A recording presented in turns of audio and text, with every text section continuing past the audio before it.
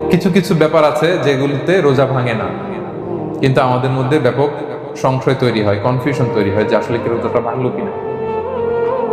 সেগুলো আমরা এবার সেগুলো শুনবো।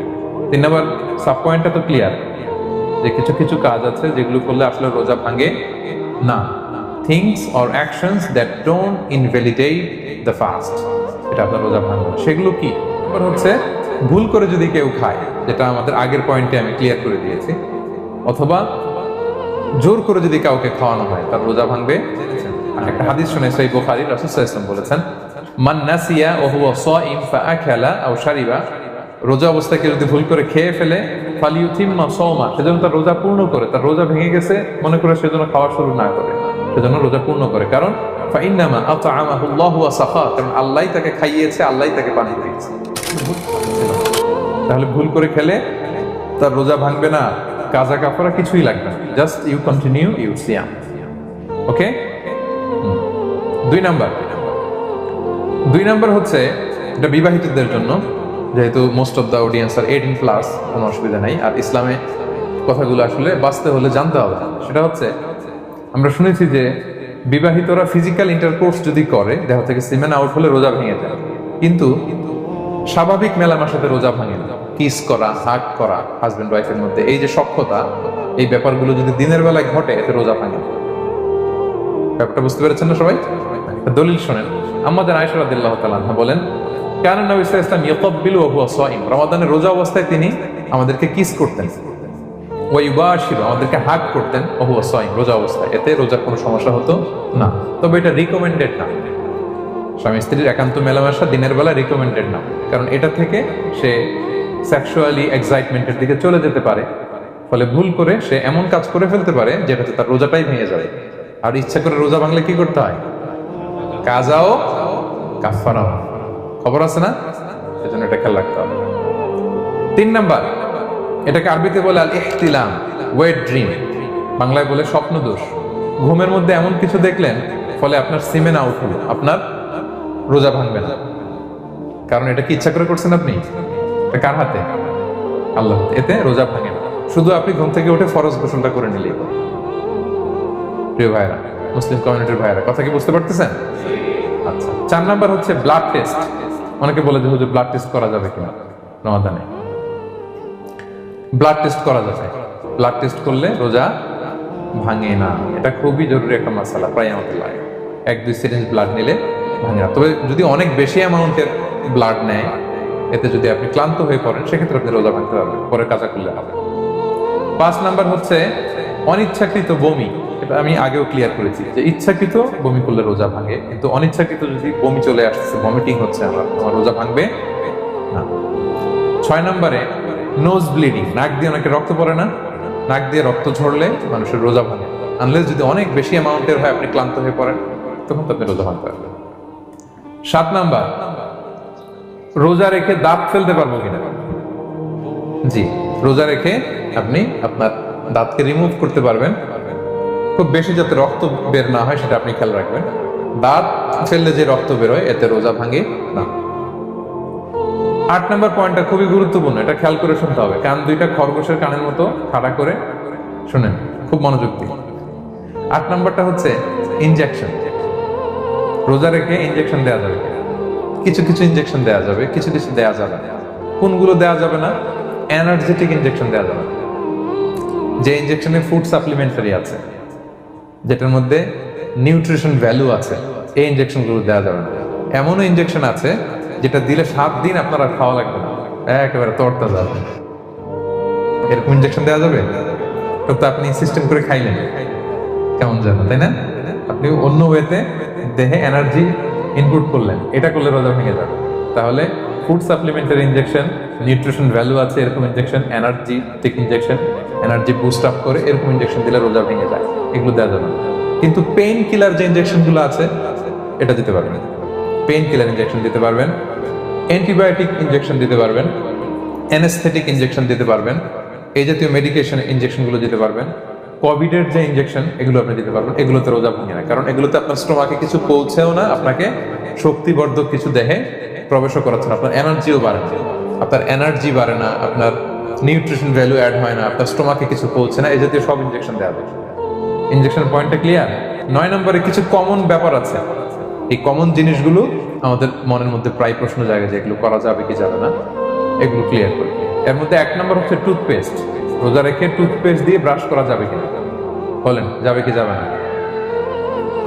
যাবে, কে কে হাত তুলুন তো দেখি। হ্যাঁ, মাত্র 1 জন, 2 জন, 3 জন, 4 জন, 5 জন, 6 জন, দল ভারী হচ্ছে আস্তে আস্তে। হ্যাঁ, টুথপেস্ট দিয়ে ব্রাশ করা যাবে কি যাবে না? যাবে মাত্র 5 জন। আর যাবে না কয়জন দেখি? যাবে না, অনেকে যাবে না। অনেকে হাত তুলে না, ভাবছে কোন জায়গায় হাত তুলে কোন বিপদে পড়ি। চুপচাপ দেখি যে কোনটা জিতে। যাবে না? যাবে না, দল ভারী না? যাবে? এই সুন্দর বলছে, যাবে কিন্তু না করাই ভালো। হ্যাঁ, যাবে। টুথপেস্ট দিয়ে ব্রাশ করলে রোজা ভাঙে না, তবে যদি খুব স্ট্রং টুথপেস্ট হয় এগুলো ব্যবহার না করা ভালো। দিনের বেলায় মেসওয়াক করা ভালো। হ্যাঁ, মেসওয়াক করলে ওইটা সবচেয়ে সেফ। তবে যদি আপনি টুথপেস্ট দিয়ে ব্রাশ করেন আপনার রোজা ভাঙবে না ইনশাআল্লাহ। কেউ কেউ মাকরু বলেছেন, কিন্তু আপনার রোজা ভাঙবে না। মাউথ ওয়াশ সেম, যাবে কিন্তু রেকমেন্ডেড না। হ্যাঁ, গার্গল করতে গেলে আবার ভিতরে চলে যাবে। সিম্পলি কুলি করা যাবে কিন্তু আপনার রোজা ভাঙবে না। কিন্তু দিনের বেলায় আমরা টুথপেস্ট, মাউথ ওয়াশ এগুলো ইউজ না করে কোনটা সাজেস্ট করি? কোনটা? মেসওয়াক করেন তো আপনারা? রাসূল সাল্লাল্লাহু আলাইহি ওয়াসাল্লাম বলেছেন, আমার উম্মতের জন্য যদি কষ্ট না হয়ে যেত আমি প্রত্যেক নামাজের আগে মেসওয়াক করা ফরজ করে দিয়ে যেতাম। কষ্ট হয়ে যাবে, পকেট নিয়ে নিয়ে মেসওয়াক করতে হবে। এবং রাসূল সাল্লাল্লাহু আলাইহি ওয়াসাল্লাম মৃত্যুর আগে ওনার হাতে যে জিনিসটা রেখে উনি শেষ নিঃশ্বাস ত্যাগ করেছেন সেটা হচ্ছে মেসওয়াক। অত্যন্ত অসুস্থ, প্রচন্ড জ্বরে কাতরাচ্ছেন, তখন দেখলেন যে ওনার শ্যালক আব্দুর রহমান রাদিয়াল্লাহু তাআলা আনহু উনি মেসওয়াক করতেছেন, তো উনি ফেল করে তাকায় আছেন, বলতে পারতেছেন না আমাকে তাও। আম্মা জান আয়েশা বুঝতে পারলেন যে রাসূল মনে হয় চাচ্ছেন, উনি এটা নিয়ে এসে নিজে চাবালেন। রাসূল ইসলাম চাবায় যে নরম করবেন এই শক্তিটাও গায়ে নাই। আম্মা জান নিজে চাবিয়ে রাসূল ইসলামের হাতে দিলেন, রাসূল ইসলাম মেসওয়াক করলেন। এই মেসওয়াক করার কিছুক্ষণ পরে তিনি ইন্তেকাল করলেন। আরবাউন মিন সুনানিল মুরসালিন, 4টা সুন্নাত, এটা সব নবীদের মধ্যে ছিল। এর মধ্যে একটা হচ্ছে আসওয়াক, মেসওয়াক। মেসওয়াক করবেন তো আপনারা? আচ্ছা, এরপর রোজা রেখে আতর দেয়া যাবে, কোনো সমস্যা নেই। পারফিউম দেয়া যাবে, সমস্যা নেই। আই ড্রপ দেয়া যাবে, চোখে ড্রপ দেয়া যাবে, আইলাইনার দেয়া যাবে, কাজল দেয়া যাবে, এগুলোতে রোজা ভাঙে না। এরপরে ডায়াবেটিক পেশেন্ট যারা আছে তারা ইনসুলিন দিতে পারবেন, এত রোজা ভাঙে না। এটা আমাদের লাগে না, আমাদের অনেক মুরব্বীদের দিতে হয়, আমাদের আব্বা আম্মাদের। তো এটা আপনারা জেনে গেলেন, ইনসুলিন দিলে রোজা ভাঙে না। এরপরে 10 নম্বর খুব মজার একটা পয়েন্ট, খাবারের যদি লবণ চেক করা হয় এতে রোজা ভাঙে না। তবে ঘরে আপনারা এটা ট্রাই করবেন না, এটা রেকমেন্ডেড না। এটা কখন রেকমেন্ডেড? এটা বড় শেফদের জন্য। লেটস সে রমাদানে 1000 লোকে বিরিয়ানি করা হয়, আল্লাহর বান্দারা রোজাদাররা খাবে, এটা লবণ বেশি হলে খাইতে পারবে? পারবে না। এজন্য যিনি শেফ, প্রধান বাবুর্চি, উনি লবণটা ট্রাই করতে পারবেন, করেই সাথে সাথে কুলি করে ফেলবেন, ভিতরে তো কিছু গেল না, এতে রোজা ভাঙে না। তাই বলে প্রতিদিন ঘরের রান্নাতে আবার এটা করতে যায় না। ঘরে 2 জন, আপনি আপনার হাজবেন্ড ওয়াইফ টোনাটুনি একটা হইলেই হইল, কি বলেন? লবণ বেশি হবে কম হবে, কিন্তু বড় প্রোগ্রাম, অনেক রোজাদাররা একসাথে ইফতারি করবে, এটা তো লবণাক্ত হলে খাওয়া যাবে না। তো সেক্ষেত্রে শেফ যদি জাস্ট জিব্বা দিয়ে লবণটা একটু ট্রাই করে নেয় যে অ্যাড করতে হবে না, ঠিক আছে, সাথে সাথে কুলি করে ফেলে, রোজা ভাঙবে না। দলিল কি? দলিল হচ্ছে কাঁচা ডালের মেসওয়াক। রাসূল সাল্লাল্লাহু আলাইহি ওয়াসাল্লাম কাঁচা ডালের জাইতুনের মেসওয়াক দিয়ে তিনি সেওয়াক দিয়ে মেসওয়াক করতেন। তো কাঁচা জাইতুনের আপনারা মেসওয়াক করছেন, এটা কিন্তু অনেক লবণাক্ত, সল্টি, এটার মধ্যে একটা ঝাঁঝালো ভাব আছে। তো এটা আপনার জিহ্বায় লাগলে কি রোজা ভেঙে যায়? এবং আপনি যদি সমুদ্র অঞ্চলে সফর করেন, সমুদ্রে লেটস সে 1 মাসের, আমাদের এই যে বাংলাদেশে তো এখন এই কি বলে প্রায় 7 লক্ষ টাকা করে দিচ্ছে আমাদের হাজিদের জন্য, হজ করতে হলে প্রায় 7 লক্ষ টাকা লাগবে। তো এরকম ঘোষণাও দেখলাম যে নেক্সট ইয়ার থেকে সমুদ্র পথে যাওয়া যাবে কম খরচে। তো কেউ যদি এমন হয় সমুদ্রের সফরে দীর্ঘ সময়, আপনি অজু করবেন কি দিয়ে? সাগরের পানি দিয়ে। তো সাগরের পানি কেমন? সাগরের পানি দিয়ে আপনার কুলি করতে হবে না, মাছ মজা করবেন না। তো আপনার কি রমজানে যদি কুলি করেন আপনার রোজা ভেঙে যাবে? ভাঙবে না। তো এ থেকে স্কলাররা দলিল নিয়েছেন যে এরকম জরুরি প্রয়োজন হলে আপনি খাবারের স্বাদটা, লবণটা দেখতে পারবেন, সাথে সাথে কুলি করে ফেলবেন, এতে আপনার রোজা ভাঙবে না। এনজিওগ্রাম করা যাবে কিনা, এনজিওগ্রাম এগুলো করা যায়। এই যে হার্টের পেশেন্টদের জন্য এখান থেকে একটা এই ক্যাথেটার ঢুকায়, যদি এটার মধ্যে ওষুধ লাগানো থাকে তো এটা হার্টের দিকে যায়, এটা স্টোমাকে যায় না, এগুলো করা যাবে। তাহলে এই বিষয়গুলো অলমোস্ট মোত্তাফাক আলাই, মানে সর্বসম্মতিক্রমে এতে আপনার রোজা ভাঙবে না ইনশাআল্লাহ। এই পয়েন্টটা ক্লিয়ার না? ক্লিয়ার। এবার কিছু ডিসপিউটেড মাসআলা আছে, মানে যেগুলোর ব্যাপারে ইখতিলাফ আছে, কোন স্কলারদের মধ্যে ভাঙবে ভাঙবে না, এটা আমি একটু ক্লিয়ার করি। এর মধ্যে এক নম্বর হচ্ছে ইনহেলার। অ্যাজমার পেশেন্ট যারা আছে, অ্যাজমা অনেকের দেয়া লাগে না ইনহেলার। ইনহেলার যদি পাফার ইনহেলার হয়, পাফার ইনহেলার যেটা দিয়ে শুধু বাতাস যায়, অক্সিজেন যায়, এটা রোজা ভাঙে না। এটা কি করে না? রোজা ভাঙে না। পাফার ইনহেলার যেটা দিয়ে অক্সিজেন পাস করে, রোজা ভাঙবে না। কিন্তু যদি ভ্যাপোরাইজেশন হয়, অথবা একটা আছে DPI, dry powder inhaler, punch করলে একটা পাউডার সহ ভিতরে যায়, অ্যাজমাটা কমায় দেয়, ওই পাউডার দিয়ে করলে কিন্তু রোজা ভেঙে যাবে। ভ্যাপোরাইজেশন হলে বা ডিপিআই ইনহেলার হলে আপনার রোজা ভেঙে যাবে। ইনহেলার ক্লিয়ার তো সবার কাছে? আচ্ছা, এরপরে যাই সামনে। সাপোসিটরি বুঝেন তো না? ডুশ বলে, প্রচন্ড জ্বর কমে না, তখন ডাক্তার বলে যে পাই পথে অ্যানাল পিল বলে এগুলোকে, পাই পথে এটাকে ইনপুট দিতে হয়। এই সাপোসিটরি এটা একটা ডিসপিউটেড মাসালা। হানাফি স্কুল অফ থটে রোজা ভেঙে যায়। আমরা যেহেতু বেশিরভাগ হানাফি স্কুল ফলো করি, হানাফি মাযহাব, তো আমরা এটাই সাজেস্ট করি সাপোসিটরি না দেওয়া।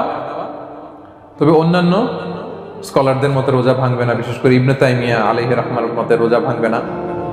এখানে প্রসঙ্গ যেটা হচ্ছে, সাপোসিটরি সাধারণত দিতে হয় ইমার্জেন্সি পিরিয়ড, কি বলেন, জ্বর আর কমে না, কঠিন অবস্থা, তো ওই অবস্থায় তো রোজা এমনি ভাঙা যায়। প্রচন্ড অসুস্থ হলে ভাঙা যায় না রোজা, তো আপনি রোজা ভাঙবেন, পরে কাজা করে ফেলছেন। আচ্ছা, এয়ার ড্রপ, কানের যে ড্রপ আছে, এটা মডার্ন স্কলারদের মতে, যে ফিক একাডেমি গুলো আছে, এদের মতে রোজা ভাঙবে না, কিন্তু হানাফি স্কলারদের মতে রোজা ভেঙে যাবে। তো আমরা সাজেস্ট করি এটা আপনি না দেন, আগে পরে দেন। 3 নাম্বার, হার্টের পেশেন্টদের একটা ঔষধ দিতে হয়, এটাকে নাইট্রোগ্লিসারিন ট্যাবলেট বলে, জিহ্বার নিচে দেয়, দেওয়ার সাথে সাথে বডি এটা অ্যাবজর্ব করে ফেলে, ওষুধটা আর থাকে না জিহ্বার নিচে। জিহ্বার নিচে এটাকে প্লেস করলে সাথে সাথে এটা বডি অ্যাবজর্ব করে, এখানে আবার পাম্প শুরু হয়ে যায়। তো হার্ট অ্যাটাক করলে এটা দেয়। আধুনিক যে ফিক একাডেমি গুলো আছে তাদের মতে রোজা ভাঙবে না, কিন্তু হানাফি স্কুল অফ থটে তাদের মতে যেহেতু সম্ভাবনা আছে কিছু চলে যেতে পারে, যদিও যায় না, হানাফি মাযহাব হচ্ছে খুব ইহতিয়াত অবলম্বন করে, অত্যন্ত বেশি সাবধানতা অবলম্বন করে। কিন্তু মডার্ন ফিক একাডেমি গুলো তাদের মতে হার্ট পেশেন্টদের জন্যই নাইট্রোগ্লিসারিন ট্যাবলেট যদি জিহ্বার নিচে রাখেন রোজা ভাঙবে। হিজামা, কাপিং, হিজামা চিনেন তো? হ্যাঁ, হিজামা করছেন কেউ এখানে? আপনি করছেন, আর কেউ? অনেকে করছে দেখি, মাশাআল্লাহ। এটা এখন অনেক পপুলার হচ্ছে, রাসূল সাল্লাল্লাহু আলাইহি ওয়াসাল্লাম কিন্তু করতেন। এখন দেখবেন যে অনেক বড় বড় সেলিব্রিটিরা, অ্যাথলেটরাও করে। এরকম কাপিং এর টিউব আছে, পিঠে একটু কেটে ওটাকে লাগায় দেয়, আস্তে করে এই রক্তগুলো বের করে ফেলে, ব্যথা ট্যাথা, পেইন টেন এগুলো কমে যায়।